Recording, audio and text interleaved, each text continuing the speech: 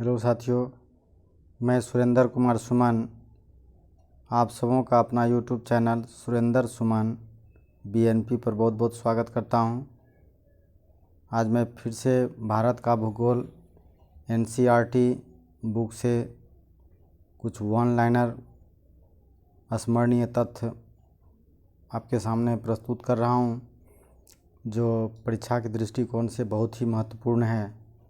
आप इस तरह से एनसीईआरटी का सारा प्रश्न के उत्तर को जानने के लिए मेरे इस चैनल को सब्सक्राइब कर लीजिए, ताकि आने वाले वीडियो का नोटिफिकेशन आप तक सबसे पहले पहुंचे। चलिए साथी, अब शुरू करते हैं। ये भारत का अक्षांश और देशांतर दिया हुआ। पहले भारत का भूभाग 8 डिग्री 4 मिनट से होगा साथियों। यहाँ पर छुटा हुआ है 8 डिग्री 4 मिनट। 8 डिग्री 4 मिनट उत्तरी अक्षांश से 37 डिग्री 6 मिनट उत्तरी अक्षांश तक है। इसको हम इस तरह से याद रख सकते हैं कि 84 376 उत्तरी अक्षांश तथा 687 पूर्व से 97 25 पूर्वी देशांतर तक भारत हमारा फैला हुआ है। अगला है भारत का दक्षिणतम बिंदु। भारत का दक्षिणतम बिंदु इंदिरा पॉइंट है, जो अंडमान निकोबार द्वीप समूह पर स्थित है साथियों। और उत्तरी सबसे उत्तरतम यदि हम कहें तो वह इंदिरा कॉल कहलाता है।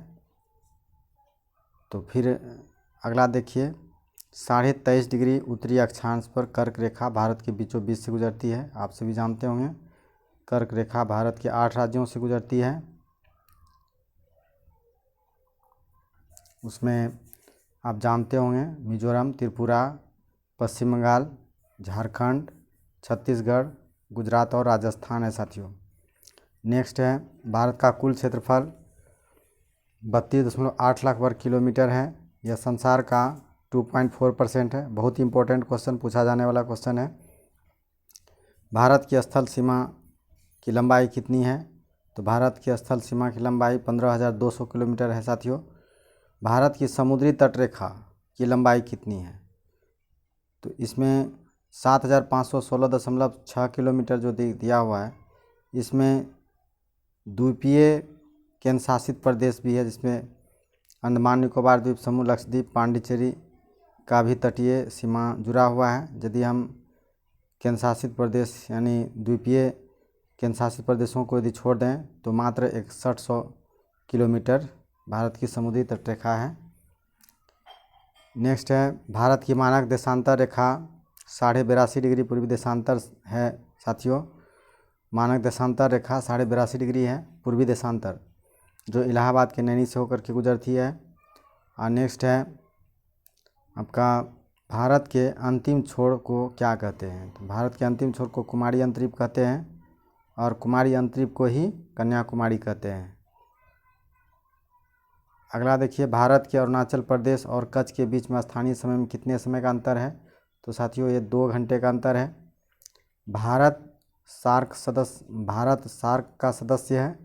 सार्क की स्थापना का प्रमुख भूमिका भारत की है। सार्क देशों में कुल 8 देश हैं साथियों। उसमें हमारा सभी चीन और सभी पड़ोसी देश, चीन को छोड़ करके सभी पड़ोसी देश इसमें शामिल हैं। भारत के धनुषकोटी से श्रीलंका का तट मात्र 24 किलोमीटर दूर है। तिब्बत का पठार अब चीन के अंतर्गत आ गया है। और आगे है कैलाश पर्वत और मानसरोवर। कैलाश पर्वत और मानसरोवर झील तिब्बत का पठार पर ही स्थित है। आगे आप जानते ही होंगे, कोसी नदी को बिहार का शोक कहा जाता है। बिहार का शोक कोसी नदी है। और भारत और चीन की सीमा को साथियों मैकमोहन कहा जाता है। और अफ़गानिस्तान और भारत की सीमा को डुरंड रेखा कहा जाता है, जो सबसे छोटी सीमा को शामिल करता है। तिब्बत जाने का एक मार्ग विकसित हुआ, जिसको इंडो तिब्बत मार्ग कहा जाता है साथियों। भारत और पाकिस्तान के बीच स्थित सीमा रेखा को रेड क्लिफ लाइन कहा जाता है। रेड क्लिफ लाइन कहते हैं। भारत और पाकिस्तान की सीमा को रेड क्लिफ लाइन। विश्व में 7 बड़े देशों में भारत का स्थान 7वां है साथियों। अगला स्मरणीय तथ्य, ये 9th क्लास का NCERT बुक से है साथियों, इसको ध्यान से रख कीजिएगा, चूँकि इससे NCERT बुक से बहुत प्रश्न पूछा जा सकता है। भारत के भौतिक स्वरूप में विविधता पाई जाती है, ये तो बिल्कुल सही है। और उसके बाद भारत का जो निर्माण हुआ है वह प्लेट विवर्तनिक सिद्धांत से के द्वारा हुआ है साथियों। और पृथ्वी की उत्पत्ति लगभग 5 अरब वर्ष पूर्व हुई है, देख सकते हैं आप। भारत 20 करोड़ वर्ष पूर्व सुदूर दक्षिण में जो गोंडवाना लैंड कहलाता था,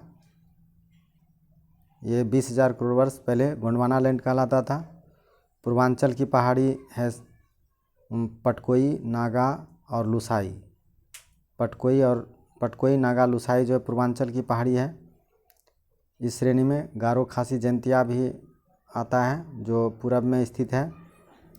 पूर्वांचल की पहाड़ पूर्वांचल तो आप समझते होंगे, हिमालय की निचली घाटी को पूर्वांचल कहा जाता है। राजस्थान की मरुस्थल को थार मरुस्थल कहा जाता है। और इसी तरह से भारत को 6 भौतिक विभागों में बांटा गया है। और हिमालय को साथियों 3 भागों में बांटा गया, हिमाद्री, हिमाचल और शिवालिक। शिवालिक कहते हैं, शिवालिक पूर्वांचल तो आपका पूर्वांचल पहाड़ी हो गया, लेकिन शिवालिक जो है हिमालय की निचली घाटी को कहा जाता है। निचली हिमालय को शिवालिक, मध्य हिमालय को हिमाचल और आंतरिक हिमालय जिसको महा हिमालय, इसको हिमाद्री भी कहते हैं। हिमालय की सबसे ऊंची चोटी माउंट एवरेस्ट है, जिसकी ऊंचाई 8,848 मीटर है साथियों। नेक्स्ट है, हिमालय के उत्तर में काराकोरम पर्वत श्रेणी है। काराकोरम पर्वत श्रेणी को ही ट्रांस हिमालय कहा जाता है साथियों। बिहार में सोमेश्वर की पहाड़ी हिमालय का ही भाग है, जो बिहार की सबसे ऊंची पर्वत शिखर है।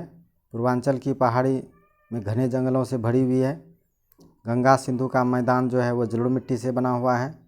और पहले भी आप जान चुके होंगे कि 2 नदियों के बीच के भाग को दोआब कहते हैं। आगे है, नदियों द्वारा छोटे बड़े पत्थरों के जो टुकड़े को जमा करके बनाया जाता है उसको भावर कहते हैं। भावड़। नम और दलदली क्षेत्र को तराई कहते हैं, जो नेपाल के समांतर भाग में है। नदियों द्वारा लाई गई मिट्टी के टीले को बांगड़ कहते हैं। बांगड़ पुरानी जलोढ़ मिट्टी को भी कहते हैं साथियों। नदियों जहाँ प्रतिवर्ष बाढ़ के द्वारा नई जल के द्वारा नई मिट्टी जो लाती है, उसका जो परत जमा हो जाता है उसको खादर कहते हैं, यानी नई जलोढ़ मिट्टी को खादर कहते हैं। और साथियों देख सकते हैं, भारत का समुद्र सीमा के अंतर्गत 1256 द्वीप हैं, इसको भी याद रखना है। नेक्स्ट है, अफवाह शब्द से तात्पर्य जल प्रवाह से है, ये तो हम सभी समझते होंगे, लेकिन ये इम्पोर्टेंट्स नहीं है। बिहार की सबसे बड़ी अफवाह बेसिन अमेजन नदी है। विश्व की सबसे बड़ी अफवाह बेसिन अमेजन नदी है। नदियाँ अपने गाद से प्राकृतिक तटबंध का निर्माण करती है, स्वयं कर लेती है। वह तटबंध एवं बाढ़ क्षेत्र के मानव निवास के लिए सबसे सर्वाधिक उपयुक्त होता है, ये हम लोग जानते ही हैं। मोस्ट इम्पोर्टेंट है साथियों कि सिंधु हिमालय स्थित मानसरोवर झील से निकलती है। सिंधु नदी हिमालय पर स्थित मानसरोवर झील से निकलती है। मानसरोवर से ही ब्रह्मपुत्र भी निकलती है। अगला है, भागीरथी की उत्पत्ति हिमालय की गंगोत्री हिमानी के गोमुख से हुई है, जो आगे चल करके यही गंगा हो जाती है। गंगा नदी की लंबाई 25-25 किलोमीटर है साथियों, इसको ऐसे याद रखा जा सकता है, 25-25 किलोमीटर, बहुत आसान होता है। बांग्लादेश में ब्रह्मपुत्र को ब्रह्मपुत्र नदी गंगा से मिल जाती है, वहाँ पर उसको मेघना कहते हैं। और गंगा और ब्रह्मपुत्र जो सागर में गिरती है तो इसको हम पद्मा के नाम से जानते हैं। पद्मा, मेघना और इसके संगम को, यहाँ भूल रहे हैं कुछ हम, तीसरा देख लेते हैं आगे। तब गंगा एवं ब्रह्मपुत्र बंगाल की खाड़ी में गिरने से पहले जो डेल्टा का निर्माण करती है उसे सुंदरबन का डेल्टा कहते हैं साथियों। यह विश्व का सबसे बड़ा डेल्टा कहलाता है। नेक्स्ट है ब्रह्मपुत्र की उत्पत्ति जो है तिब्बत स्थित मानसरोवर झील से हुई है, पहले बता दिए हैं। और ब्रह्मपुत्र नदी की लंबाई जो है 2900 किलोमीटर है। नेक्स्ट है अरुणाचल प्रदेश में ब्रह्मपुत्र नदी को दिहोंग कहा जाता है और तिब्बत में इसको सांगपो, बांग्लादेश में यमुना। याद आ गया साथियों, यमुना कहलाता है। गंगा को पद्मा और मेघना, यमुना और पद्मा मिलकर के तब मेघना नदी बनाती है। यमुना नदी यमुनोत्री हिमानी से निकलती है साथियों, यमुनोत्री हिमालय से। यमुना नदी की लंबाई 1375 किलोमीटर है।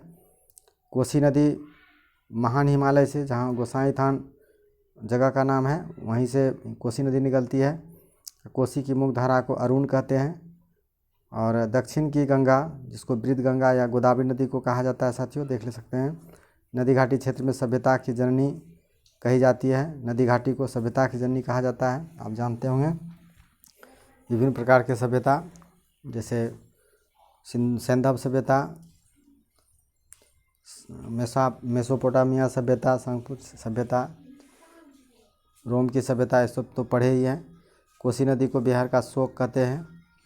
अगला है वर्तमान समय में अभी भारत में आच्छादित, ये 2001 का आकलन है साथियों, 19.25% भूभाग पर वन आच्छादित है। जबकि मैं पहले बताया हूँ कि 22.43% जो है 23% के आसपास सभी भूमि पर वन आच्छादित है। आज 40% भूभाग पर जलोढ़ मिट्टी ढका हुआ है, जलोढ़ मिट्टी से ढका हुआ है। दामोदर नदी घाटी कोयला के निक्षेप से बनी हुई विश्वविख्यात नदी घाटी है, दामोदर नदी घाटी। अब इसका थोड़ा जलवायु के बारे में देख लेते हैं। भारत उपोष्ण कटिबंध में है, ये सभी जानते ही होंगे। मानसून शब्द की उत्पत्ति अरब भाषा के मौसम शब्द से हुई है, जिसका अर्थ होता है ऋतु। दक्षिण भारत के पूर्वी भाग में लौटते मानसून से अक्टूबर नवंबर में अच्छी वर्षा होती है। ये दक्षिण भारत के पूर्वी भाग में लौटते मानसून से होता है, जो अक्टूबर नवंबर में वर्षा होती है। उत्तर भारत में शीतोष्ण चक्रवातीय वर्षा अक्टूबर नवंबर महीने में होती है। उसके बाद जो है ऊंचाई बढ़ने के साथ साथ तापमान घटता और दाब बढ़ता है साथियों।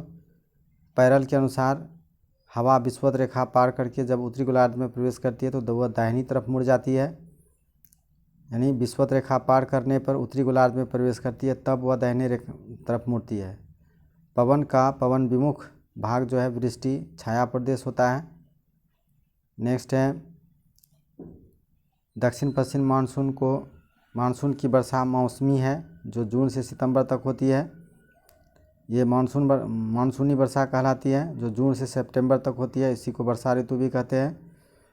और अब लास्ट हम देख रहे हैं भारतीय कृषि मानसून के साथ एक जुआ है, जो कि हमारे यहाँ के किसान मानसूनी कृषि पर डिपेंड करते हैं।